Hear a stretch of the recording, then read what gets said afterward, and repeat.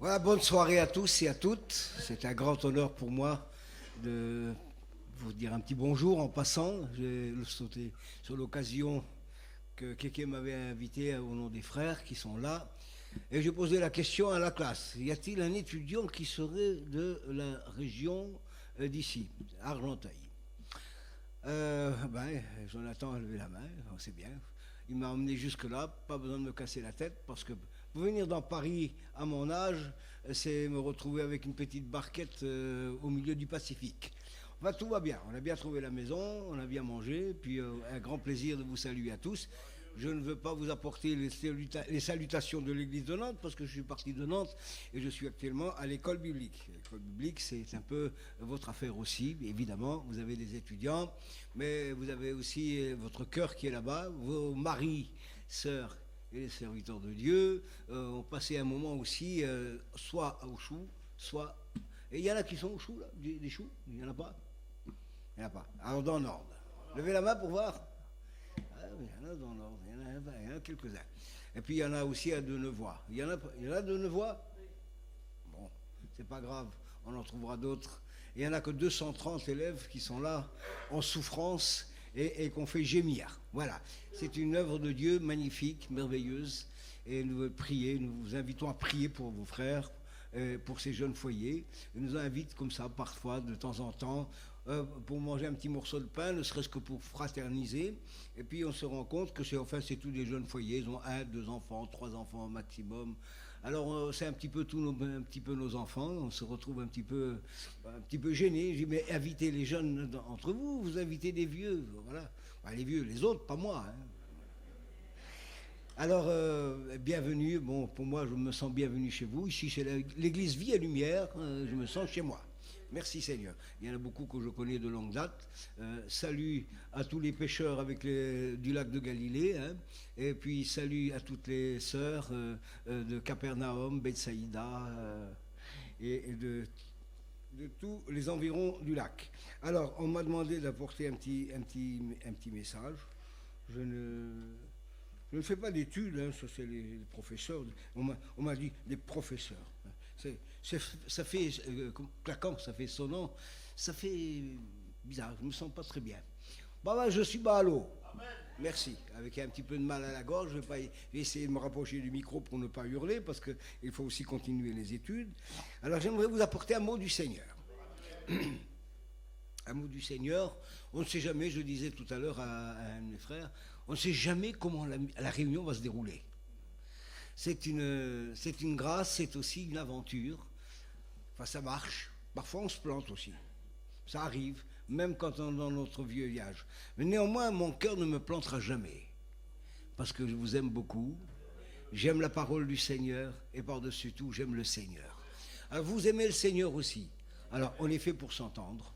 On va lire un texte de la parole du Seigneur sur lequel j'ai été interpellé depuis quelques jours déjà. Je me suis dit, mais pourquoi je n'ai pas fait attention à ce texte? Je vous propose une lecture dans le livre des Proverbes au chapitre 9. Nous allons essayer de voir ce qui peut, pour chacun d'entre nous ce soir, profitable. Au chapitre 9 du livre des Proverbes et au verset 1er. La sagesse a bâti sa maison. Elle a taillé ses 7 colonnes. Elle a égorgé ses victimes, mêlé son vin, dressé sa table. Puis elle a envoyé ses servantes. Elle crie sur le sommet des hauteurs de la ville que celui qui est stupide entre ici. Elle dit à ceux qui sont dépourvus de sens, venez manger de mon pain et buvez de mon vin que j'ai mêlé. Quittez la stupidité et vous vivrez. Et marchez dans la voie de l'intelligence. Voilà un premier verset, une première lecture qu'on arrête ici. Puis on va reprendre une deuxième lecture à partir du verset 12 du même chapitre. La folie est une femme bruyante, stupide et ne sachant rien. Elle s'assied à l'entrée de sa maison sur un siège dans les hauteurs de la ville, pour crier aux passants qui vont droit leur chemin que celui qui est stupide entre ici. Et elle dit à celui qui est dépourvu de sens, les eaux dérobées sont douces et le pain du mystère est agréable. Et il ne sait pas que là sont les morts et que ses invités sont dans les vallées du séjour des morts. Voilà donc deux femmes qui sont mises en opposition l'une de l'autre et qui vont toutes les deux vouloir bâtir quelque chose. Nous avons lu la première lecture. Je préfère toujours parler de bonnes choses, mais cette fois-ci, on commencera par les mauvaises. On gardera les bonnes choses pour la conclusion. La sagesse, elle a fait quelque chose de magnifique, mais il y a une autre femme qui lui fait concurrence. Ils sont en train de faire de la compétition, et la parole de Dieu emploie pratiquement les mêmes mots pour la première que pour la seconde. Toutes les deux se mettent à crier et appeler les insensés, les stupides, à venir manger un repas qu'elle a préparé, un festin préparé, et on appelle tous ses invités. La première, cette femme qui est représentée par la sagesse, elle envoie ses servantes et elle crie sur les sommets, venez, venez, approchez, mangez. Et puis la seconde, elle fait pareil. Elle est bruyante, elle fait que bouger, elle est remuante, elle casse les pieds à tout le monde.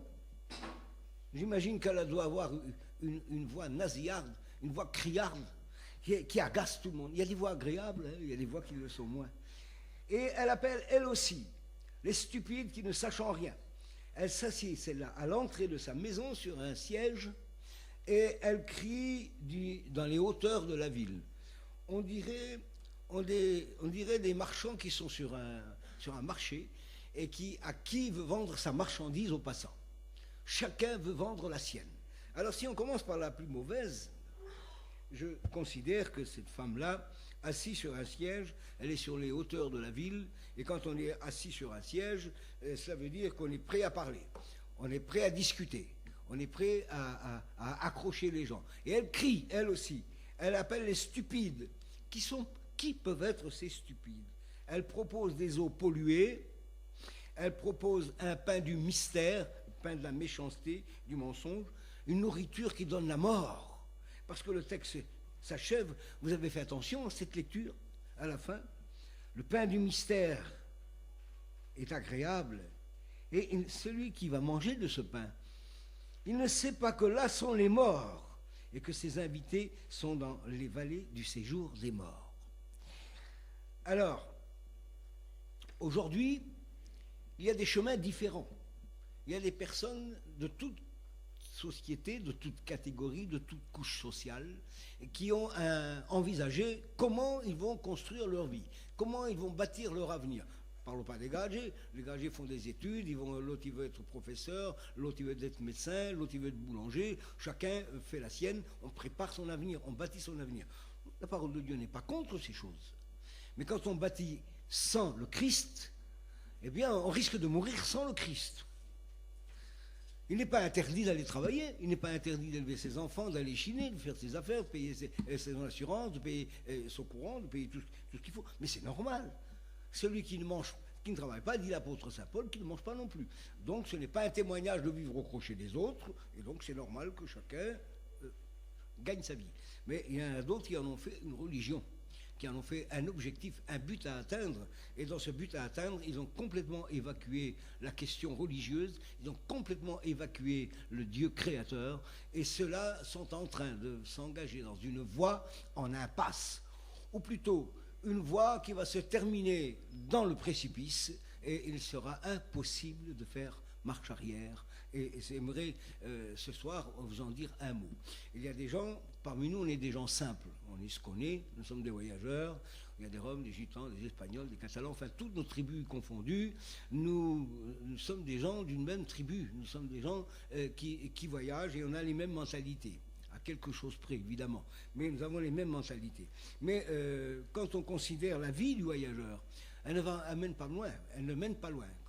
Autrefois, j'avais une dizaine d'années, jusqu'à 15 ans, on ne connaissait pas grand-chose de Dieu. Ma famille était une famille pratiquante catholique et on ne connaissait pas grand-chose de la religion, si ce n'est que quelques photos, des idoles qu'on devait prier. Ma mamie, elle me faisait des prières, elle le cousait dans des petits sacs en camphre, on mettait ça sur son cou, ça portait bonheur, c'était des gris-gris. On a repris les gris-gris des Africains pour nous les coller sous le dos. On avait des médailles aussi. Alors tout ça, c'était de la superstition. Et on s'accrochait là-dessus. Alors il y en avait qui étaient plus fervents que d'autres, plus accrochés que d'autres. En tout cas, moi je cherchais le Seigneur et je croyais fermement qu'il y avait un Dieu quelque part. Et quand j'étais dans les églises catholiques, parce que j'ai fait ma première communion, monsieur Lamain, j'ai les photos preuve à l'appui, hein. Et puis quand on était dans les églises, on lisait les missels. Et il y avait des extraits de l'évangile de Marc, de Luc, de Matthieu ou de Paul. Et puis j'étais intrigué par ces extraits. Et un jour, j'ai demandé au Racha Yoshka, l'abbé Barthélemy qui s'occupait des manouches, je lui disais, mon père, parce qu'il fallait l'appeler mon père, c'était religieux, hein, je lui disais, mais on ne peut pas avoir l'original de ces textes. A dit, ah non, bah alors ça tu peux pas parce que seule l'Église est capable de les interpréter. J'étais frustré. Je savais qu'il y avait bien un Dieu quelque part, mais ce Dieu m'était inconnu, jusqu'au jour où je l'ai rencontré. Bon, moi j'étais trop jeune pour faire des projets. Quand je l'ai rencontré, j'avais 15 ans. Je le dis souvent, je me répétais, je vous demande pardon. J'étais un préadolescent, mais pas de moustache. Et en fouillant bien, on aurait peut-être encore trouvé des dents de lait. Alors après, adolescent, ça me fait plaisir d'avoir rencontré si jeune.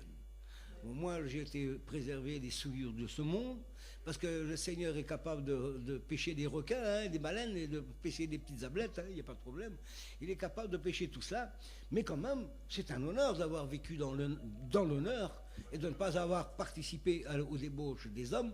D'abord parce que j'étais trop jeune. Si j'avais vieilli, j'aurais peut-être vécu comme les autres, parce que j'ai vu vivre les autres. Ils vivent dans le péché, ils vivent dans l'alcool, dans le chorében, ils sont stylés, il y a des batailles, il y a des misères sanglantes, des foyers qui se séparent, il y a des batailles, il y a toutes sortes de conflits, et ne sont pas heureux le soir, ils ne peuvent pas dormir.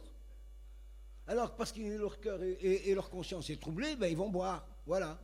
Et quand ils ont bu, ils sont contents. Après, ils veulent se battre avec tout le monde. Et quand ils sont dégrisés, eh bien, le problème est revenu. Ils sont malades. Alors, ils sont désespérés. Ils vont taper à la porte des meilleurs médecins, tout cela, parce qu'ils bâtissent une vie sans Jésus-Christ, sans le Seigneur. Alors, ceux-là sont appelés. Parce que, je le dis souvent, même aux étudiants, les épines et les ronces, on n'a pas besoin de les arroser, ça pousse tout seul. Mais ce qui est difficile à faire pousser, c'est de la bonne légume, quelque chose de comestible, quelque chose de bon. Et c'est pas facile. Or, dans le cœur des hommes et des femmes, il y a une facilité déconcertante de voir pousser des orties, des ronces, des épines, des choses néfastes, alors qu'ils ne sont pas capables de produire quelque chose de correct, quelque chose de bon. Alors, je vois cette femme-là, elle est assise à la porte de sa maison, elle crie d'une voix nasillarde et qui perce les oreilles, mais venez, moi j'ai la solution à vos problèmes, venez chez moi, j'ai le pain qui va faire du bien à votre cœur. Ah, j'ai de l'eau aussi, ah oui, de l'eau courante, de l'eau détournée. Il n'est plus de la source, il a passé par toutes les misères de la terre, et je vous l'offre. Malheur à qui boira de cette eau. Il aura non seulement encore soif, mais il va avoir les virus qui donnent la mort. Vous pouvez manger de ce pain, mais c'est un pain empoisonné qui va vous empoisonner l'existence et la vie. Il y en a des millions et des millions dans le monde dont la vie a été ratée, gâchée par toutes sortes de péchés. Ils sont restés meurtris, les blessés de la route. Et ils ne savent plus à qui s'adresser, à qui demander secours. Les meilleurs amis les abandonnent aussi longtemps qu'ils ont de l'argent, qu'ils ont payé à boire et qu'on leur donne quelque chose. Ils ont plein d'amis. Le jour que ces amis-là sont ruinés, les amis se tirent, on se retrouve tout seul face à notre misère. À quel Dieu s'adresser? À qui où trouver le bonheur? On ne sait pas. Alors il y a des gens qui se tournent vers les guérisseurs, ils se tournent vers d'autres religions, et ils vont essayer de trouver toutes les solutions possibles, mais ils restent sur le carreau. Personne ne leur tendra la main. Et alors la parole de Dieu nous apprend qu'au fond, non seulement ils vont manger un pain qui les empoisonnera et qui va empoisonner toute leur vie, c'est le pain qu'offre le monde, le pain sali, le pain pollué et les eaux polluées du monde, c'est ceux qui empoisonnent la conscience, c'est la drogue, l'alcool, le péché, et toutes les vices et toutes les choses mauvaises qu'on trouve dans le monde, elles sont en train de démolir la vie d'un homme. Elles démolissent le caractère d'une femme et d'un homme. Elles démolissent la jeunesse. Ils font des ravages au milieu du peuple. Et parmi nous aussi, il y en a plein de notre jeunesse n'est pas encore gagnée au Seigneur. Et il y a des moins jeunes aussi qui auraient besoin d'être touchés par le Seigneur parce que leur cœur reste endurci. Et il y en a d'autres qui, à un moment donné, se sont engagés et se sont refroidis. D'autres sont carrément retournés dans le monde. Ils retournent à un pain qui les a empoisonnés depuis des années et ils retournent à ces sources taries, à ces sources polluées, à ces sources qui ont toutes sortes de virus et qui vous détruisent, et ils retournent à cela. C'est pas possible. Et les stupides, venez. Et elles trouvent des stupides à les suivre. Ils vont venir, ils vont encore boire de cette eau salie, polluée. Ils vont encore manger de ce pain du mystère, ce pain de mensonge, ce pain qui donne la mort. Oui. Alors, ils se sont engagés dans un chemin dangereux. Jésus a dit, large est la porte, large, spacieux est le chemin qui mène où? À la perdition. Parce qu'on peut, Jésus l'a dit, il y en a plein qui passent par là. C'est la généralité de notre société qui s'engage dans ce chemin en impasse. Alors ils ont des amis pour un moment, mais ils ont oublié qu'ils ont les mêmes problèmes que tout le monde. Il y a des maladies, il y a des souffrances, il y a des deuils, il y a des accidents, il y a toutes sortes de misères, il y a des problèmes avec les enfants, et des enfants qui tournent mal, des enfants qui sont tildés. Alors, on ne sait plus où donner de la tête. Et les parents qui ne sont pas aguerris, qui n'ont pas ou très peu d'expérience, sont désarmés devant ces situations. Ils se demandent à qui on va demander, à qui? Au Rachaï? Non, il y en a qui croient. Ils sont catholiques, mais ils ne pratiquent pas, alors ils vont aller où? Des fois, ils viennent vers les serviteurs de Dieu. Tant mieux s'ils viennent vers les serviteurs de Dieu, parce que les serviteurs de Dieu ont toujours un mot à leur dire. On dit souvent, il y a des enterrements, mais c'est un païen, et laissons faire le curé. Et alors, des fois, les inconvertis viennent nous trouver, frère, tu ne veux pas faire l'enterrement? Mais bien sûr que je vais y aller. J'ai plus à dire qu'à Rachaï, moi. Non, on a la vérité, la parole de Dieu. On peut dire un mot d'encouragement. On ne marmonne pas la parole de Dieu. On l'explique et on dit ce que nous avons dans notre cœur. Alors, des millions et des millions ont suivi cette 10 heures de bonne aventure et qui est en train de vanter sa marchandise empoisonnée, qui détruit l'homme, et ils la suivent. Eh bien, la parole de Dieu nous dit que ces invités finissent dans la vallée où l'on jette les morts. Permettez-moi de m'imaginer cette scène. Un champ de bataille. On en voit parfois sur des images ou dans la télévision, des champs de bataille où l'on voit les chiens dévorer les cadavres, les corbeaux se repaître de la pâture en pâture de la chair des cadavres, cette puanteur des chairs en composition, les armes jetées de droite et de gauche. Ils ont combattu, ils n'ont pas combattu de bon combat, ils sont restés sur le carreau, ils se sont fait démolir. Ça sent la mort. Jésus a dit, large est la porte, spacieux est le chemin qui mène à la perdition. Et il y en a beaucoup qui entrent par là. N'oublions pas que ceux qui le suivent sont perdus.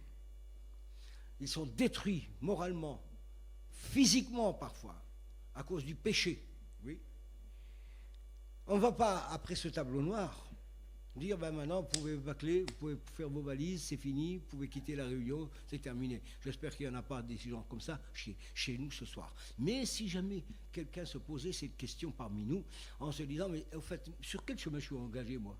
Je suis avec Jésus ou pas avec Jésus? Est-ce que je sens dans mon cœur que je suis sauvé ou que je suis perdu? Est-ce que ma conscience me reproche quelque chose? Est-ce que mon cœur est en paix devant Dieu? Mais ce sont des questions importantes qu'il faut se poser. Si jamais il y avait quelqu'un comme ça parmi nous, j'aimerais l'aider. Si tout le monde a fait cette belle expérience d'avoir donné son cœur à Jésus-Christ, c'est formidable. J'aimerais les exhorter à rester sur ce chemin. Parce qu'il y a un autre chemin, voyez-vous. Ça, c'est la première. C'est la folie. Pas possible, la folie. Mais oui, ça existe. On vend des choses folles à des fous, à des insensés. Elle est assise sur le bord du chemin. C'est pas la peine de courir bien loin. Vous allez la rencontrer à tous les coins de rue. Elle va vous appeler, elle va vous solliciter. Notre jeunesse est sollicitée. Oui, elle est sollicitée par les gens, par les choses du monde. Et on leur demande de venir. On leur demande de venir. Et puis finalement, ben voilà, c'est une mauvaise compagnie. c'est pas une bonne amie, parce qu'elle va être injuste avec vous. Et la parole de Dieu nous le dit, cette femme-là ne nous aime pas. C'est le symbole du péché, c'est le symbole de l'ennemi de nos âmes qui veut notre mort, qui veut notre destruction et notre perdition éternelle. Vous n'enlèverez pas ça, ce message-là, vous ne l'enlèverez pas de la Bible. C'est la parole de Dieu qui le dit. Et c'est Jésus lui-même qui l'a enseigné. Bon, on a passé des mauvaises choses. Je ne vais pas être très long ce soir parce que j'ai mal à ma gorge. J'aimerais vous dire quelque chose aussi sur l'autre femme. Elle est symbolisée, en l'occurrence, par une femme également. Nous n'allons pas prendre les choses au pied de la lettre, parce que dans Proverbe 8, il est question de Jésus-Christ, la sagesse personnifiée, car Jésus a dit lui-même, mais la sagesse a été justifiée par ses enfants. Jésus-Christ est la sagesse. Mais là, dans ce passage, la sagesse est personnifiée par une femme. Et j'ai remarqué plusieurs petites choses qui se ressemblent avec la seconde. La sagesse, elle est aussi, elle est en train de crier. Elle appelle aussi ses invités. Le festin est préparé, la table est préparée, le vin est mêlé, la viande est prête, tout est prêt. Venez, venez. Ça me rappelle cette parabole de Jésus dans Luc au chapitre 13, où il envoie ses ouvriers pour dire: venez, maintenant tout est prêt. Mais tout le monde s'excuse. Moi, voilà, je vais me marier, j'ai acheté un champ, j'ai acheté des bœufs, je peux pas me déplacer. Bon, alors va sur les places de la ville, appelle tous ceux que tu trouveras. Maître, c'est déjà fait, mais il y a encore de la place. Ah bon? Ah ben voilà, le long des chemins, et ceux que tu trouveras. C'est le texte des Gitans. Allez, vas-y, appelle-les, venez, les aveugles, les boiteux, et tout ce que tu trouveras. Tous ceux dont on ne serre pas la main, tous ceux dont on se mouchaillasse de... Appelle-les pour que ma maison soit remplie. Quelle générosité, quelle grandeur que l'évangile de Jésus-Christ. Nous étions perdus, mes amis, nous étions sales devant Dieu, nous n'étions pas dignes d'aucun égard devant Dieu, et pourtant il nous a aimés. Imaginez que Christ est mort, alors que nous marchions encore en ennemis de la croix. Que quelqu'un meure et donne sa vie pour ses enfants, pour sa femme ou pour ses proches parents, c'est déjà un exploit, c'est déjà glorieux. Mais de le donner pour un ami, c'est bien, mais de le donner pour quelqu'un qui vous haït, quelqu'un qui vous blasphème, quelqu'un qui vous persécute, eh bien, Jésus-Christ a été capable de le faire. Au temps où nous étions encore des pécheurs privés de la grâce de Dieu, Jésus-Christ est mort pour nous. Ça nous dépasse. C'est la grandeur de l'amour de Dieu, l'immensité de son amour dont on n'arrive pas à comprendre. Nous sommes au bord d'un océan et il nous aime. Allez savoir pourquoi. Personne ne lui a forcé la main, personne ne lui a demandé de le faire. C'est parce que Dieu est amour et il nous aime. Il nous aime comme ses enfants, comme vous aimez vos tout petits, vos petits bébés. Il nous aime ainsi d'une tendresse infinie et il ne voudrait pas que nous nous perdions. Alors, il a envoyé ses messagers, lui aussi. Venez, tout est prêt. La femme, elle crie sur les hauteurs. Oui, cette hauteur, elle vient du ciel. Venez, l'agneau, Jésus, et l'agneau égorgé. Et alors, Jésus a dit un jour dans Matthieu au chapitre 16, je bâtirai mon église. Je bâtirai mon église. Voilà des mots que personne ne pourra retirer de la parole de Dieu. Je bâtirai mon église et les portes du séjour des morts ne remporteront pas la victoire sur elle. Alors, nous sommes dans de bonnes places. Je bâtirai mon église. Mais comment va-t-il la bâtir? Avec quelle pierre? D'abord, il faut une fondation. Parce que toutes les maisons ont une fondation, non? Aujourd'hui, on modernise un petit peu les constructions. Rassurez-vous, je ne suis pas un expert dans la matière. Mais tout ce que je sais, c'est que dans l'Ancien Testament, on bâtissait une maison sur une pierre d'angle. C'est la pierre de faite, c'est sur laquelle repose le bâtiment. Et en l'occurrence, Jésus est présenté. Est représenté dans la parole de Dieu comme étant la pierre angulaire, la pierre de base, la pierre angulaire dont Jésus a dit lui-même, la pierre qu'ils ont rejetée était devenue la principale de l'angle. Et c'est un prodige à nos yeux. Eh bien, Jésus a bâti sa maison. Il a dit, je bâtirai ma maison. Et la pierre de l'angle, c'est lui. Il y en a des tas de gens qui bâtissent leur vie en dehors de Jésus-Christ. Alors, ils vont la bâtir où? Rappelez-vous de cette parabole de Jésus, la maison bâtie sur le sable, bâtie dans les lits du torrent.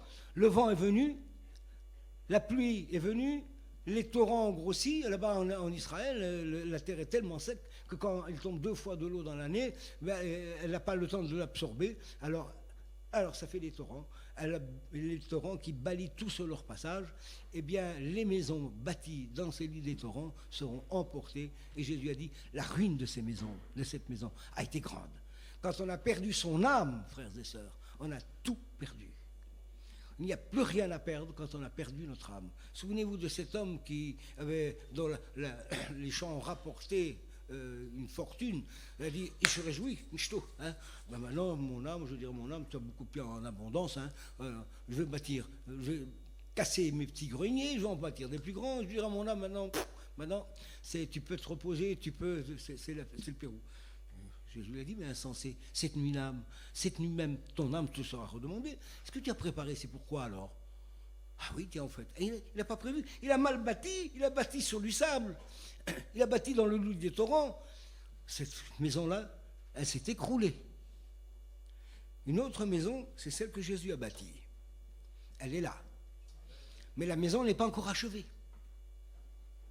De la même manière que celle de la folie n'est pas non plus achevée. Mais celle de Jésus-Christ n'est pas encore achevée. Et la parole de Dieu nous apprend, l'apôtre Pierre nous le dit, que nous sommes, nous, les pierres vivantes, qui sont bâties les unes sur les autres, sur la pierre d'angle. Nous formons désormais l'édifice divin, le temple dans lequel Dieu habite. Vous permettez que je quitte ma veste parce qu'il commence à faire chaud. Nous sommes la maison de Dieu. L'apôtre nous le rappelle dans les Corinthiens. Ne savez-vous pas que votre corps est le temple du Saint-Esprit et que l'Esprit de Dieu habite en vous? Oui, nous sommes en tant qu'Église universelle, le corps de Christ, il est la colonne et l'appui de la vérité. Mais chacun personnellement, chrétien, chrétienne, qui avons bâti notre vie sur Jésus-Christ, nous devenons des pierres vivantes. Et je fais souvent ce rapport avec les pierres, les magnifiques pierres dont Salomon a employé pour construire le temple. Eh bien, ces pierres-là, ces pierres dont les apôtres disaient à Jésus, car s'ils étaient au mont des Oliviers, Maître, regarde ces pierres, qu'elles sont belles, c'est magnifique, n'est-ce pas? Tout juif est fier de son temple. Il est fier d'être un juif, fier de sa nation, oui. Oui, Jésus lui a dit, mais tu vois ces pierres-là, il n'en restera pas une sur l'autre qui seront renversées. Pas possible, Seigneur. Dis-nous quand. Mais lisez Matthieu 24 et il va vous donner plein d'explications. Mais ce n'est pas le thème ce soir, évidemment. Mais alors, voyez-vous ces belles pierres immenses qui faisaient la joie de les voir, l'admiration de ceux qui étaient connaisseurs et même de ceux qui ne connaissaient pas. Eh bien, ils n'avaient pas de cœur, ces pierres-là. Ces pierres-là étaient froides, ils ne savaient pas aimer. Ils avaient des mains, ils ne pouvaient pas rien faire, ils ne pouvaient pas prier le Seigneur. Ils n'avaient pas d'yeux, ils n'avaient pas d'oreilles, ils n'avaient pas de pieds pour aller servir le Seigneur. C'était des pierres mortes, il n'y avait pas de vie dans ces pierres. Ils auraient pu être grandioses, grandes comme la maison. Elles ne servaient à rien. Les pierres avec lesquelles Jésus veut bâtir sa maison, ce sont des pierres vivantes. Vous pouvez trouver ce mot vivant dans l'épître de Pierre. Des pierres vivantes. Alors ces pierres-là, c'est vous, c'est moi. Nous avons des yeux, nous avons des oreilles, nous avons un nez, nous avons une bouche, on peut louer le Seigneur, des mains, des pieds, on peut faire quelque chose, un cœur qui aime le Seigneur, un cœur qui se donne au Seigneur. Oui, nous sommes des pierres vivantes, et c'est ces pierres-là que Jésus a choisies. Je bâtirai mon église, ça défie la compréhension des gens. Allez expliquer ça aux gens qui sont dans le monde, ils ne comprendront rien. Mais la grâce de Dieu, elle nous invite. Elle nous dit que Jésus bâtit sa maison et il continue de la bâtir. Chaque jour, il ajoute des pierres vivantes. Chaque jour, l'édifice monte. Chaque jour, le mur continue de monter avec des pierres vivantes. Bien sûr, il y en a qui sont déjà partis, mais continuent à faire partie de l'église de Jésus-Christ. Ils sont de l'autre côté, mais ils font partie de l'église de Jésus-Christ. Mais aujourd'hui, tous ceux qui sont encore sur la terre vivants font partie de l'église de Jésus-Christ lorsqu'ils ont accepté Jésus-Christ dans leur cœur, parce que leur corps, leur cœur, leur âme deviennent en quelque sorte un temple, un sanctuaire dans lequel le Seigneur vit. Le Père, le Fils et le Saint-Esprit vivent dans nos cœurs. Jésus l'a dit dans son évangile de Jean, il a dit, ceux qui écoutent ma parole, mon Père l'aimera. Nous viendrons à lui et nous ferons notre demeure chez lui. Alors nous avons des hôtes de passage. Ce n'est pas des hôtes de passage, des hôtes d'une grande dignité, d'une grande marque. Ce ne sont pas des passagers, ce ne sont pas des invités seulement à un repas. Nous avons des gens qui vont faire partie de notre famille. Ils sont chez nous, ils vont vivre chez nous, ils vont manger à table, ils vont coucher dans notre lit, ils sont là à côté de nous, ils vont vivre dans notre maison. Et pour ne pas se tromper, si nous lisons quelques versets précédents, Jésus parle du Saint-Esprit. Il dit que le Saint-Esprit viendra, il sera avec vous et il sera en vous. Alors tout va bien, nous avons le Père, le Fils et le Saint-Esprit, ils sont en nous. Alors c'est pour cette raison-là que nous devenons les temples vivants, le Saint-Esprit habite en nous. Alors je le disais souvent, je le redis encore, c'est peut-être naïf, je m'en fous, mais je le dis quand même. Eh bien comment Dieu peut-il nous supporter avec nos défauts, avec nos misères? On est jaloux, on est méchant, on dit des vilaines paroles, on a des mauvaises pensées. Bref, on est insupportable. Eh bien, Dieu nous supporte quand même. Mais comment il peut faire son compte? Eh bien, parce qu'il nous aime. 1. 2. Il a pardonné nos péchés passés, parce qu'une pierre vivante ne peut être vivante que si elle a reçu la vie nouvelle, si elle est née de nouveau. Quand elle est née de nouveau, alors tout va bien. Alors, nous avons quand même des petites difficultés. Nous ne sommes pas la perfection. Et on a besoin encore un petit peu de lavage par-ci, par-là, pour nous mettre au top. Eh bien, vous ne pourrez pas le faire vous-même. Même si vous étiez milliardaire, même si vous donneriez vos enfants pour votre péché, ça ne servira à rien. Un seul peut le faire. Il s'appelle Jésus-Christ. Et là, ce passage nous parle de viande sacrée. De viande, déjà, il le dit dans ce passage, « Venez manger de mon pain et buvez de mon vin. Quittez la stupidité et vivez. » Et il a dit, elle a égorgé ses victimes et mêlé son vin et dressé sa table. Le festin est préparé. Et quand on parle d'égorger, on parle tout de suite à l'agneau égorgé. Oui, notre repas divin, c'est le Christ. Quand on prend la Sainte Seine, n'est-ce pas là un symbole, une image de ce que Jésus a dit? Prenez, mangez, ceci est mon corps qui a été rompu pour vous. Prenez ce vin, buvez-en tous, car ceci est le sang de l'alliance qui est répandu pour la rémission des péchés. Pour la rémission des péchés. Ah ben, un chrétien ne devrait pas prendre la Sainte Seine pour que ses péchés soient pardonnés. Ah non, ça veut dire tout simplement que quand on prend la Sainte Seine, on se scrute, on se regarde soi-même dans les yeux, et on se condamne, on s'humilie devant le Seigneur. Et le Seigneur nous rappelle alors, par le vin, que son sang a été versé. Et le sang de Jésus-Christ, dit l'apôtre Jean dans son épître, le sang de Jésus-Christ fait quoi? Il purifie de quelques péchés. De tout péché. Notez bien ça, c'est très important. Il n'y a pas de péché qui puisse résister à l'amour de Dieu et qui peut résister au sang de Jésus-Christ. Si reviens à moi, dit le Seigneur, s'il est rétrograde, revenez à lui. Et Jésus a dit, pour l'amour de moi, revenez à moi. Ce qui revient à moi. Si tes péchés sont rouges comme le cramoisi, ils deviendront blancs comme la laine. J'efface tes péchés comme un nuage. Je les jette derrière mon dos. Je les ai effacés de ma mémoire. Mais c'est pas possible, Seigneur. Tu m'aimes tant que ça? Mais je ne mérite pas, Seigneur. Que tu aimes les anges, d'accord, les anges, ils sont sans péché. Mais moi, je t'aime quand même. Si les chrétiens ne vont pas un jour au ciel, ce ne sera vraiment pas la faute du Seigneur. Parce qu'il nous a donné un salut qui taillé à notre limite, taillé à notre dimension. Et si on ne rentre pas dans ce salut, c'est parce que vraiment on a le cœur mauvais qu'on ne veut pas. Ceux chrétiens, chrétiennes qui marchent dans la foi avec Jésus-Christ, malgré leurs petits défauts et leurs bobos, venez les dire au Seigneur. Et notre souverain sacrificateur dans le ciel plaidera votre cause. Il intercède pour nous. Alors, il nous appelle. Venez. Je sais, le temps passe vite. Il faut quand même dire quelques mots au sujet de ce que nous dit la parole de Dieu. Elle crie à grands cris. Ça me rappelle Jean chapitre 7, verset 37. Le dernier jour de la fête. Le grand jour. Jésus se tient debout. Et qu'est-ce qu'il dit? Que celui qui a soif, qu'il vienne à moi et qu'il boive. Et l'eau que je lui donnerai deviendra une source d'eau vive qui jaillira jusque dans la vie éternelle. Ah, que c'est beau. Lui aussi, c'est la voie. Le dernier jour, le grand jour. Mais chaque jour, c'est le grand jour. Pour certains, c'est peut-être le dernier jour. Je ne veux pas ici porter la poisse à personne, mais je dis tout simplement qu'il faut toujours considérer que demain ne nous appartient pas.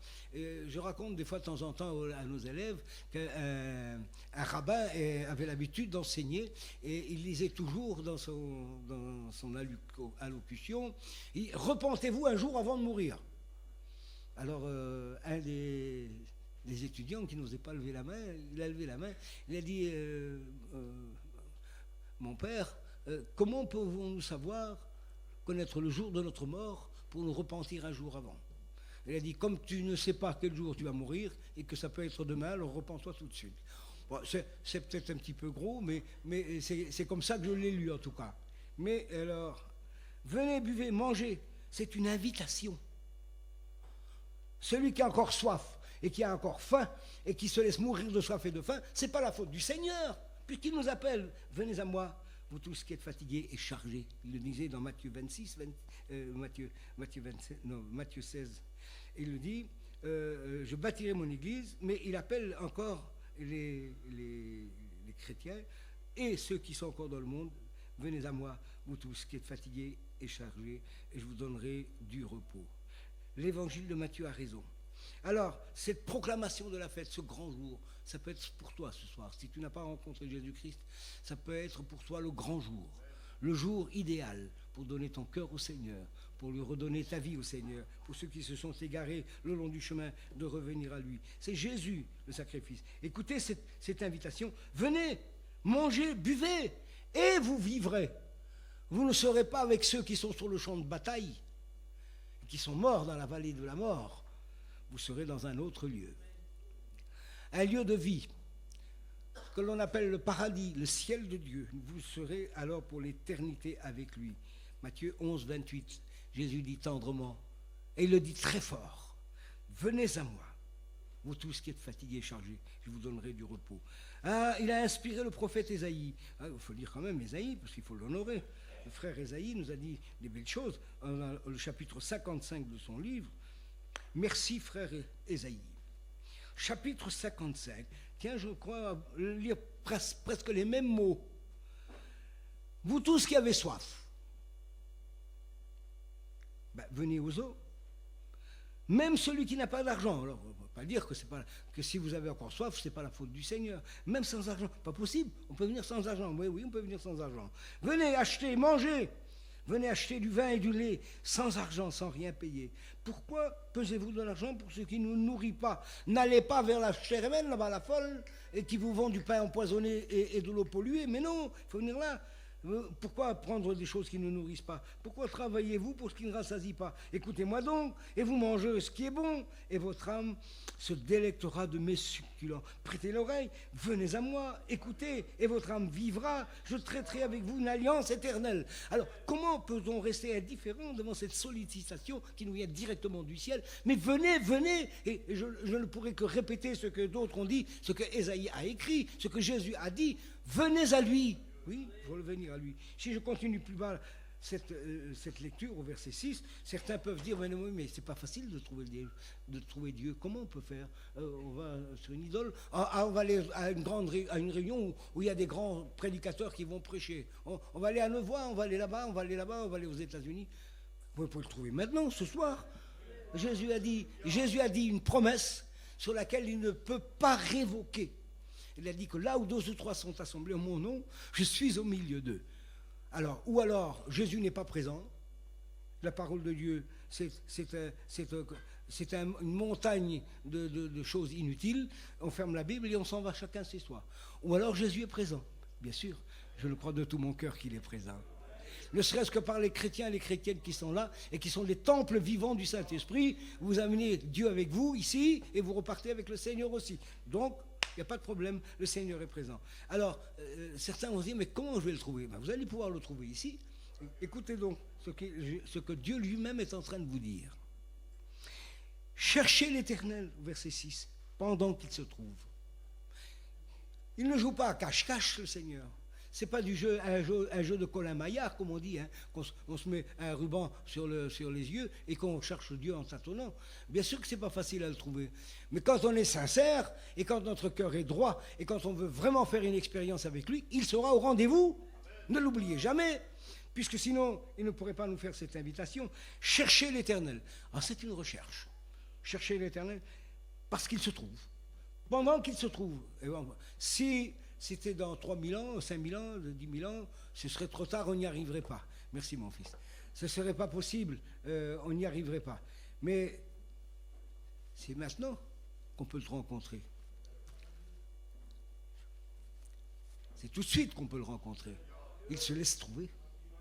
Je continue cette lecture. Cherchez l'Éternel pendant qu'il se trouve.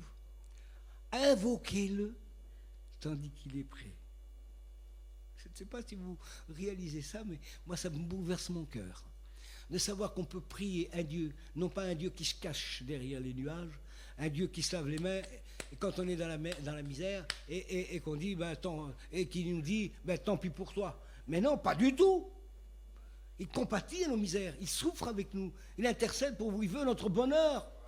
Alors il dit, pendant qu'il se trouve, eh bien, invoquez-le, tandis qu'il est tout près.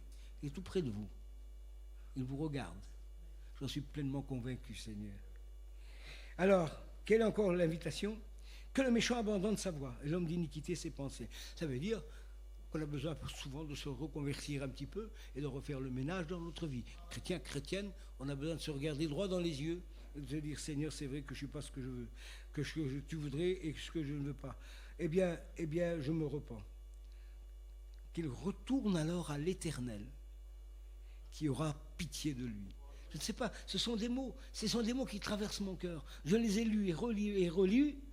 Et quand j'entends parler de la pitié de Dieu, je sens son amour qui bouillonne quelque part et qui me cherche et qui essaye de me tirer de mes ténèbres, me tirer de ma misère. Il a pitié de nous, pas possible, ce Dieu-là, et qui a tant de choses à s'occuper dans le ciel. Il vient vers les petits vermisseaux, les petites poussières là où nous sommes, perdus dans l'immensité des étoiles. Il s'intéresse à la vie de chacun personnellement, mais ça nous dépasse. Oui, il aura pitié de nous. Ça veut dire qu'il n'est pas indifférent à nos souffrances, qu'il n'est pas indifférent à nos larmes, il n'est pas indifférent à nos maladies, il n'est pas indifférent à notre souhait de vivre mieux. Non, il n'est pas indifférent, pas du tout. Et il est dit, il aura pitié de lui, un autre Dieu qui ne se lasse pas de pardonner. Il ne se fatigue pas de pardonner. Ce n'est pas une corvée pour lui de pardonner. C'est un plaisir. C'est pour cela qu'il a envoyé Jésus-Christ sur la terre. C'est pour cela que le sang de Jésus-Christ a été versé à la croix du Calvaire. Son sang est capable de purifier non seulement les cœurs, mais les consciences. Je disais encore à nos élèves que les sacrifices que l'on faisait dans le temple pouvaient couvrir les péchés pendant un moment. Oui, mais ne changez pas les cœurs, ni les mentalités. Un voleur qui avait fait quelque chose de mal pouvait payer sa faute avec un sacrifice, mais son cœur restait le même. Il était corrompu. Il n'était pas transformé. La grâce de Dieu dépasse de loin la loi ancienne. C'est parce que non seulement nos péchés sont pardonnés, et le Seigneur continue de pardonner nos péchés, mais notre conscience va changer. Notre mentalité va changer.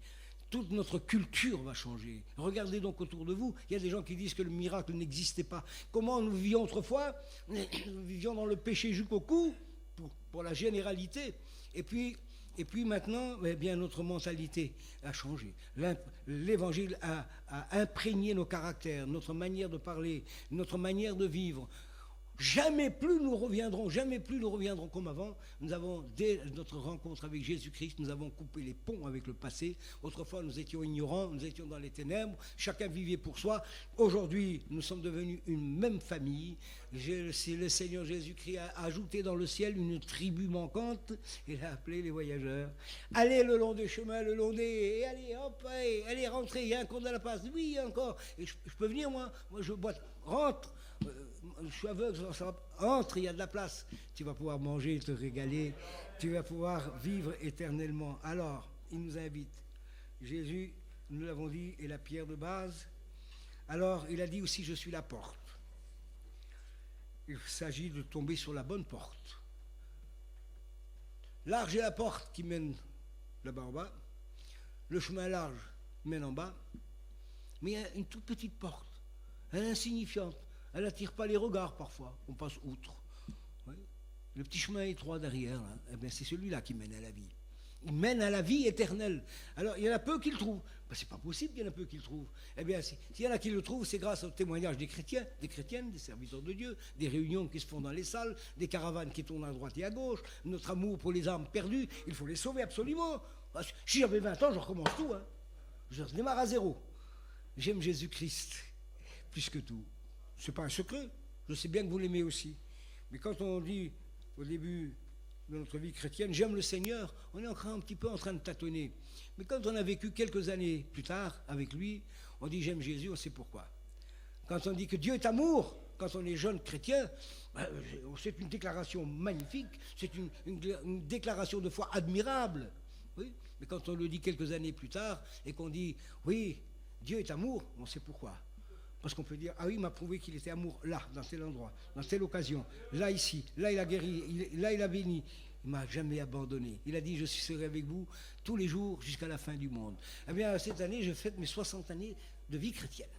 Et je suis très fier de les vivre.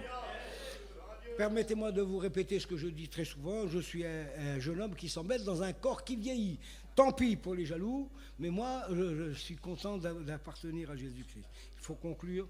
Alors, cette petite porte étroite, nous y sommes rentrés. Le petit chemin étroit, resserré, qui mène à la vie, nous y sommes engagés. Ben oui. Jésus a dit, je suis la porte des brebis. Celui qui entre par moi sera sauvé. Sauvé, la tête et les pieds. On est sauvé. Et bien voilà la volonté de Dieu. Il y a des gens qui veulent savoir quelle est la volonté de Dieu. Qu'est-ce qu'il peut penser de moi? Mais ce n'est pas la peine de le chercher dans les tarots, hein, ou dans les cartes, ou dans les mares de café, ou dans les astrologies. Hein. Lisez la Bible. Et vous verrez que Dieu a tellement aimé le monde qu'il a donné son Fils unique, afin que quiconque croit en lui ne périsse point, mais qu'il ait la vie éternelle. Alors, je vais conclure ce soir sur ces quelques mots. Demain, nous engagerons une autre conversation qui va lui faire suite sur le repos de Dieu. Ce repos, quand Jésus, nous avons cité Matthieu 11, et Jésus a dit, venez à moi, vous tous qui êtes fatigués et chargés, je vous donnerai du repos. Nous allons demain parler de ce repos. Pour l'instant, nous allons en rester là, sur cette invitation. Une invitation royale, invité à la table du roi. La Sainte Seine, c'est la table des princes. Les croyants, chrétiens, chrétiennes, sont devenus de la noblesse. Ils sont devenus les fils du Très-Haut. Les fils et filles du roi des rois. Les sœurs, vous êtes des princesses, les frères, vous êtes des princes. Alors, quelle noblesse! Un noble, hein, il va pas se passer son temps au bar et se battre et dire des orgies. Il a une étiquette. Les gens du monde montrent déjà l'expérience et leur présence parce qu'ils respectent une étiquette. Ce n'est pas une étiquette que nous respectons, nous. Nous sommes participants de la nature divine, la nature de Jésus-Christ. Notre vie est changée, nous sommes régénérés, nous sommes nés de nouveau par droit de naissance. Nous sommes des enfants de Dieu. Et on est fiers de le dire. Alors, si vous êtes devenus des enfants de Dieu, restez fidèles au Seigneur. Parce que celle qui est la marchande de bonheur, hein, et qui est en train de vous solliciter, elle vous attend tous les coins de rue. N'y allez surtout pas. Ne fréquentez pas ces genres de gens. Ne fréquentez pas ces personnes. C'est comme les sirènes, comme dans la légende, on dit que les sirènes faisaient échouer les bateaux parce qu'ils détournaient les matelots de leur voyage. Eh bien, ces sirènes-là continuent de crier aux oreilles, venez, venez, venez ici, c'est mieux, venez, c'est mieux. Et combien de chrétiens et de chrétiennes malheureusement bien engagés se sont détournés, ils ont pris des chemins de travers et se sont jetés eux-mêmes dans bien des tourments. Alors restez fidèles au Seigneur, le temps est court, c'est pas le moment de jouer avec le feu.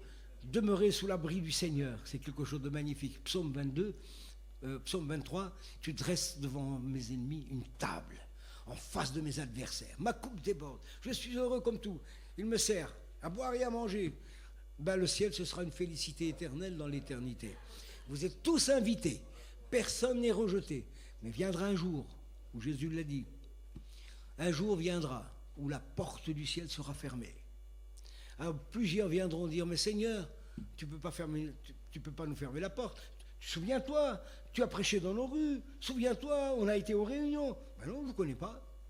Mais si, Seigneur, rappelle-moi, je t'ai donné des offrandes. Ben oui. Non, je ne te connais pas. Tu n'es pas né de nouveau. Ou alors, tu t'es détourné.